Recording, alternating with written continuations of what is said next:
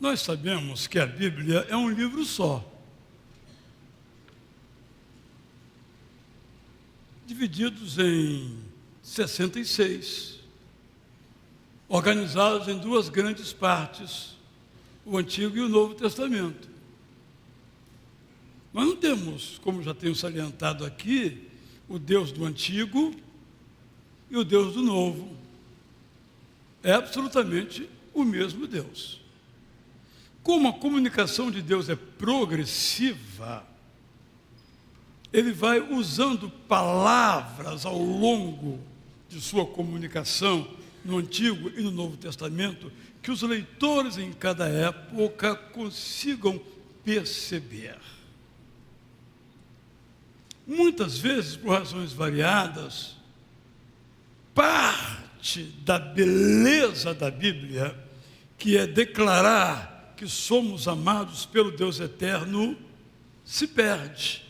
Não se perde na Bíblia, mas se perde nos nossos corações, porque nós usamos outras palavras.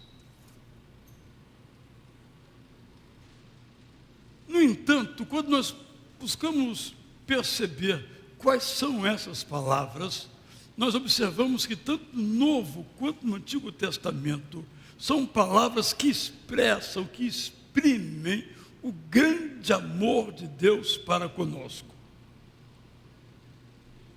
Estou dizendo isso porque quando lemos o Salmo 136, você deve ter pensado assim: por que ele não colocou esse monte de coisas lá em cima e no final ele colocou assim, porque o amor de Deus dura para sempre? Não seria mais fácil, não seria mais simples do que ele? Tum, tum, tum, tum, tum, tum, tum, tum, tum, tum, tum, tum, tum, tum, tum, tum, tum.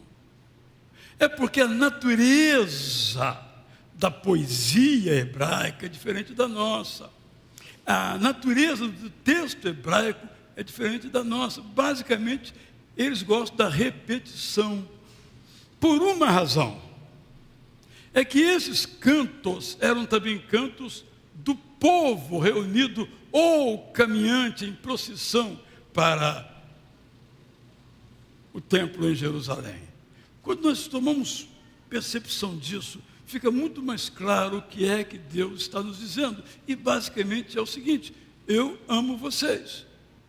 Mas às vezes, em meio a um monte de episódios, histórias, nem sempre percebemos esse amor de Deus. Às vezes nos soam outras expressões, quando na verdade tudo que está ali, mesmo aquela palavra aparentemente dura, ou aquele mandamento aparentemente ultrapassado, contém princípios sobre a natureza do relacionamento de Deus para conosco. Por isso, quando nós lemos a Bíblia, nós nos encontramos com o Deus eterno. Vou repetir. Quando nós lemos a Bíblia, nós nos encontramos com o Deus eterno. Quando nós lemos a Bíblia, nós nos encontramos com uma sinfonia inesgotável do amor divino que é imutável. E para expressar esse amor, os autores do Antigo Testamento usam basicamente 4 palavras. A primeira é Rahamim, ternura. Essa palavra aparece 43 vezes no Antigo Testamento. A outra é Shem, 67 vezes, quer dizer favor ou graça. A outra é Tzedekah, 150 vezes, justiça e caridade. Você vai perguntar assim: o que tem a ver justiça com caridade? Para nós, ou é justiça ou é caridade. Na verdade, até achamos que são opostos. Não, em Deus não. Porque a justiça dele é generosa. A justiça dele é bondosa. E a outra palavra é Hesed, ou Hesed. 241 vezes. Paixão, compaixão, misericórdia, amor. Então, se nós somarmos aqui, nós temos umas 500 palavras, nem falei da palavra amor diretamente, umas 500 palavras que se espalham pelo Pentateuco, pelos proféticos, pelos poéticos, pelos históricos, para expressar esse amor divino para conosco. Rahamim quer dizer que o Deus eterno nos trata com ternura. Shen quer dizer que o Deus eterno nos olha com generosidade. É a palavra ali quando Deus olha para Noé. Ele olhou Noé com Shen, com graça, disse: vem, Noé, vamos construir o barco aqui na forma de uma arca. CDK, Deus eterno nos favorece com uma justiça generosa. É interessante isso, né? Nós gostamos de justiça.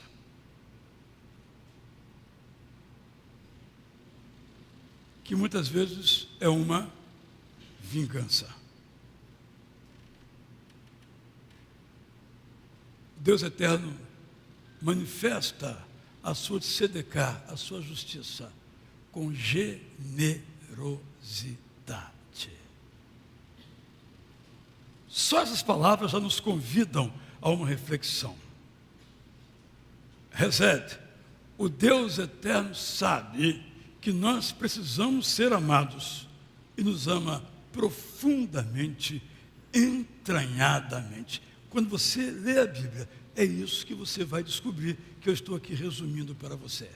E no Salmo 136, a palavra aqui para compaixão, na sua versão talvez seja misericórdia, é a palavra Hesed, que, como eu disse, aparece 241 vezes no Antigo Testamento. Está bem forte no Salmo 118, em 1 Crônicas 6:34, em 2 Crônicas 5:13, aparece também em Jeremias. E aparece de um outro modo e nos ajuda a entender o seu uso em Esdras 3:10-13, que vou ler para você na versão Prazer da Palavra em Preparo. Esdras, estamos aqui falando século V, antes de Cristo, 430, 440, 420. A primeira fase da obra, no caso do muro, teve efetivamente início quando as fundações do templo foram construídas. Quando essa fase terminou, houve uma grande celebração. O culto foi liderado pelos sacerdotes e pelos levitas da família de Asaf. Eles trajavam roupas próprias para o culto e tocavam trompetes e tambores. Cada parte da celebração seguia as orientações que o rei Davi tinha deixado há 5 séculos. Os cantores se alternavam na música de louvor e gratidão ao Deus eterno. A letra da música repetia o que está no Salmo 118 e 136. Deus é bom porque a sua bondade, ou misericórdia, ou compaixão dura para sempre. O povo cantou também louvando ao Deus eterno, porque as fundações do templo tinham sido construídas. Quando viram as fundações, alguns sacerdotes, os levitas mais idosos, que conheceram o primeiro templo, choraram alto, enquanto outros gritavam de alegria.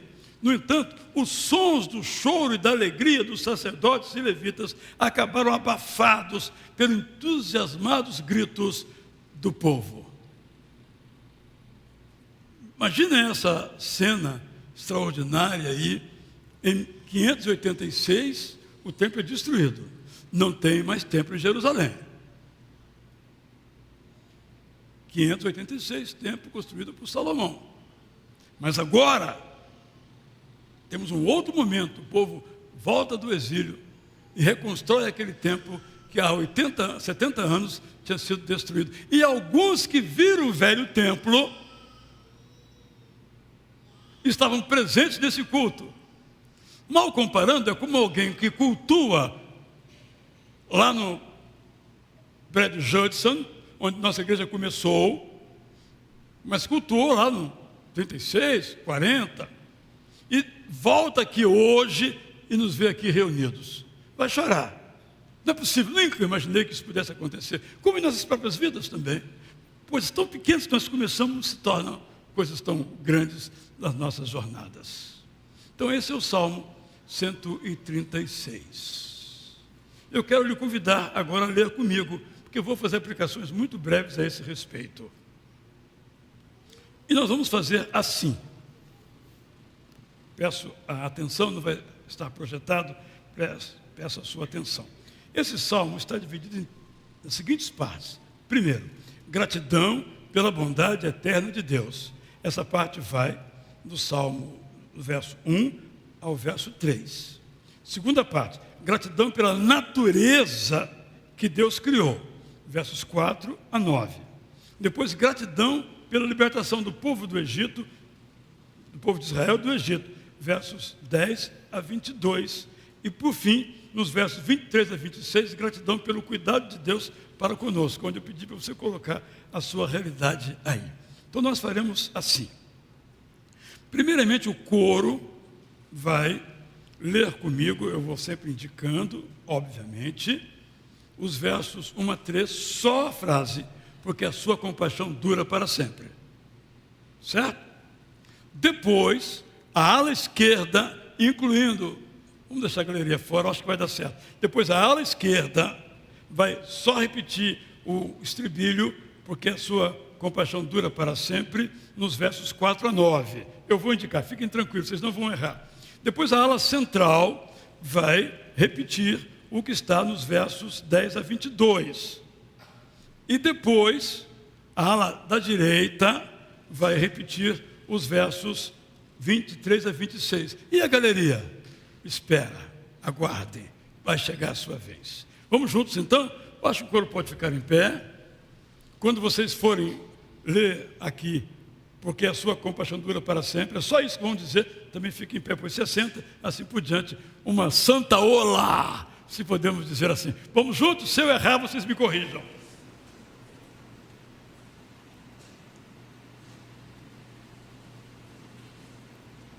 Agradeçam ao Deus eterno, porque Ele é bom. Porque a sua compaixão dura para sempre. Agradeçam ao Deus eterno, que está acima dos deuses. Porque a sua compaixão dura para sempre. Agradeçam ao Deus eterno, que é absolutamente poderoso. Porque a sua compaixão dura para sempre. Obrigado. Agradeçam ao Deus único pelas grandes maravilhas que realizou.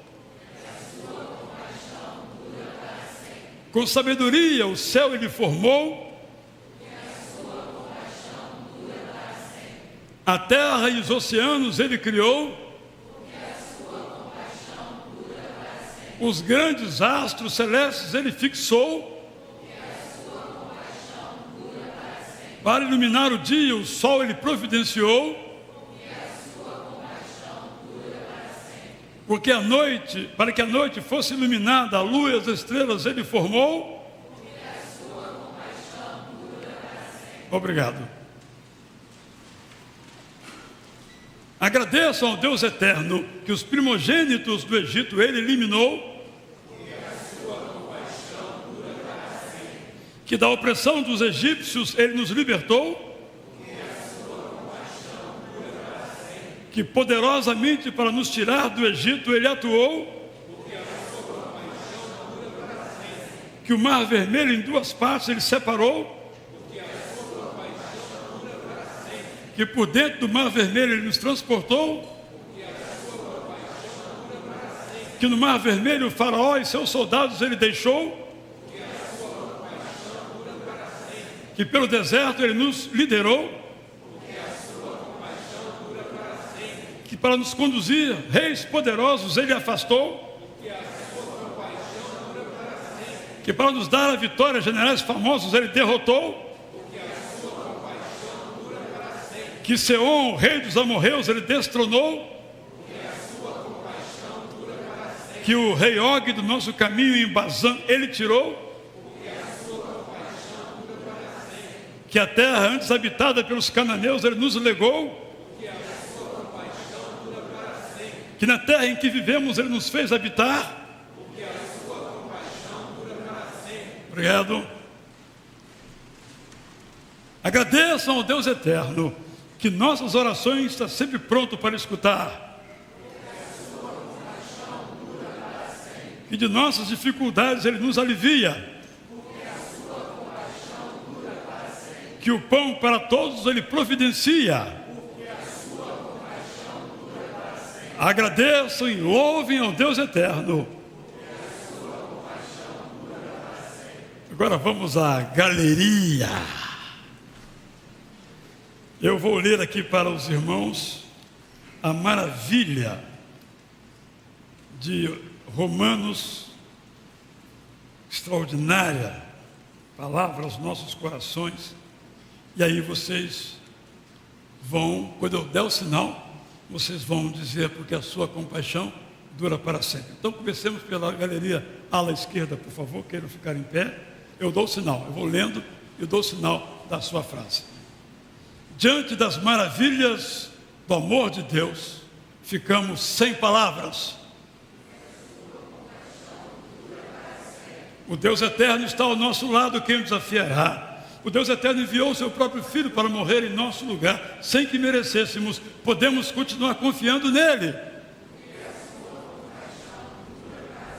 Somos amados por Deus e libertos por ele. Quem ousará nos acusar de novo? Fomos perdoados por Deus, quem nos condenará? Nunca nos esqueçamos de que Jesus Cristo morreu, ressuscitou, voltou para o céu e cuida de nós. Nada nos pode afastar de Cristo. Podemos ser afligidos, podemos ficar angustiados, podemos ser perseguidos, podemos não ter o que comer, podemos não ter o que vestir, podemos correr risco de morrer. Afinal, quando amamos a Deus, somos muitas vezes ameaçados de morte, como se fôssemos animais a caminho do matadouro. As dificuldades são reais, mas não são definitivas. Obrigado. Vamos aqui à ala outra aqui. O amor de Deus nos faz vencer de goleada.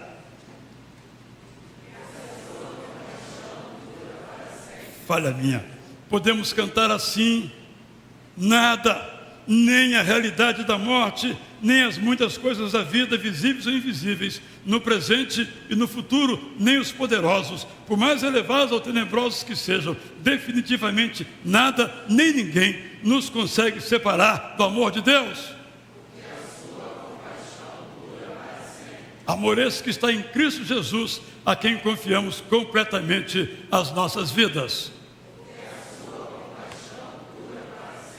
Muito obrigado a todos que participaram deste instante aqui. Então eu quero basicamente dizer o seguinte: a leitura desse salmo, repetidamente aqui apresentada, nos conduz pessoalmente a rever quem o Deus eterno é. Absolutamente bondoso, exclusivamente único, totalmente poderoso, porque a sua compaixão dura para sempre. O que vamos fazer? Se não confiar e agradecer.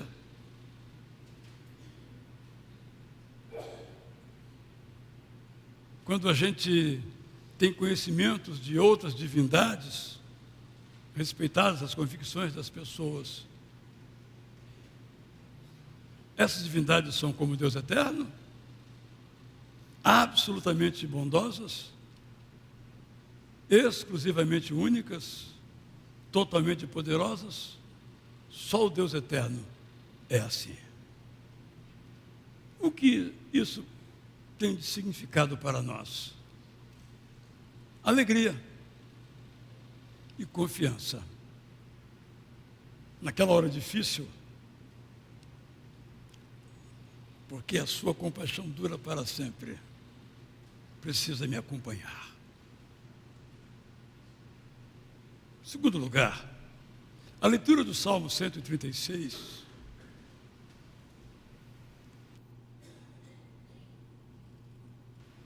nos relembra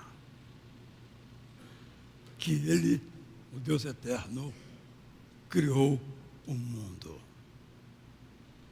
Tão elementar, não é? Muito elementar. Ele criou o mundo. Estava lendo Gênesis hoje pela manhã. É muito bonito, extraordinário. Eu considero um poema, o capítulo 1. Quando, passo a passo, ele cria o universo cria toda a natureza no céu e na terra. Aí chega para Adão e Eva e diz assim: cuida.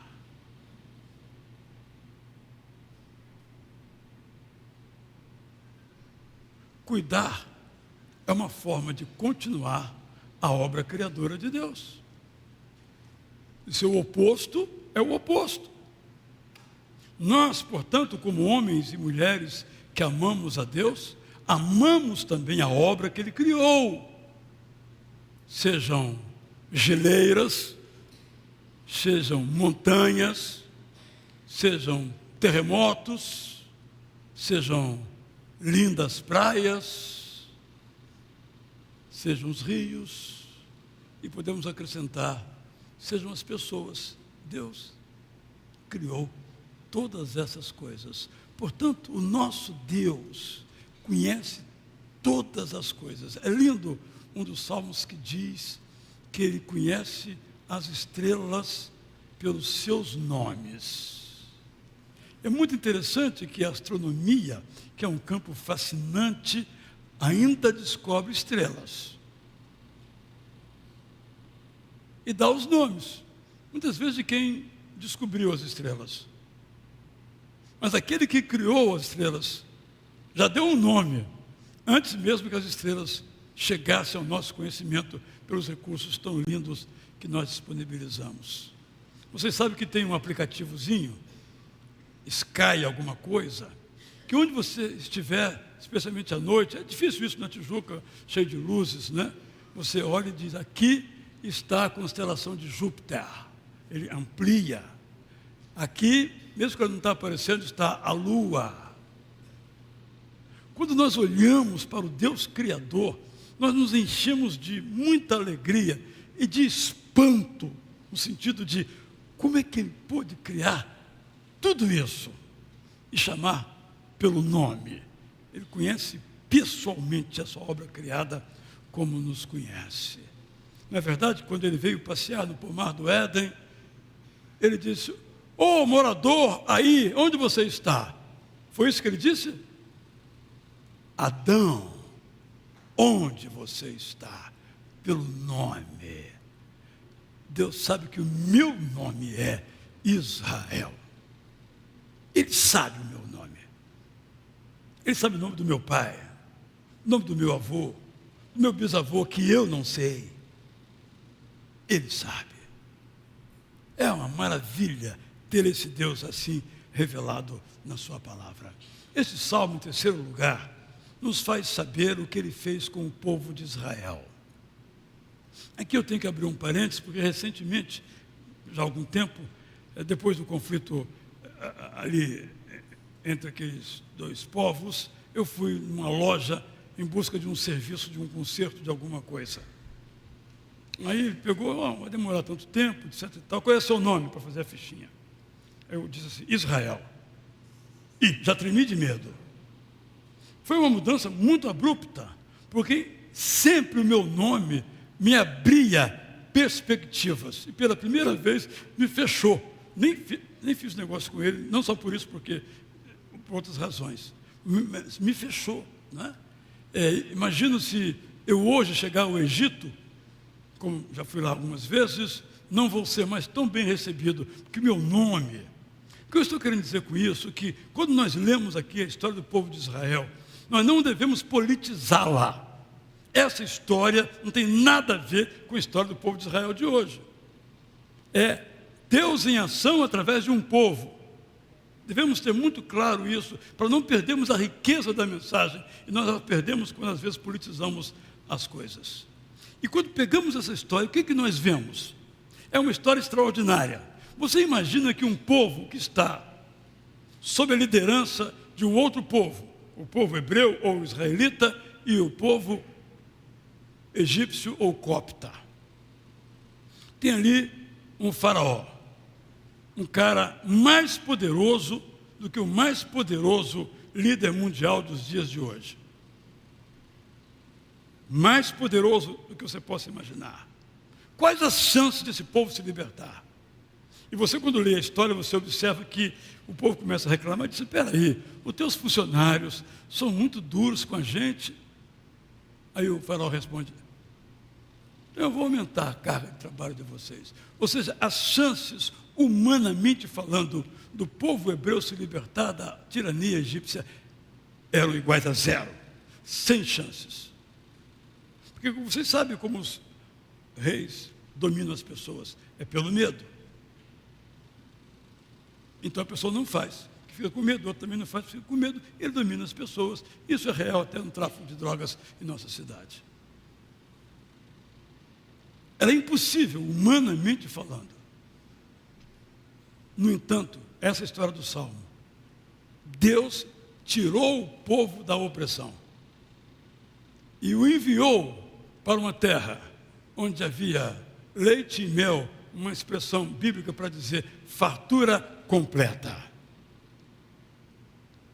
Então, quando nós tomamos conhecimento dessa história, limpando das luzes da política atual, nós então percebemos claramente quem Deus fez.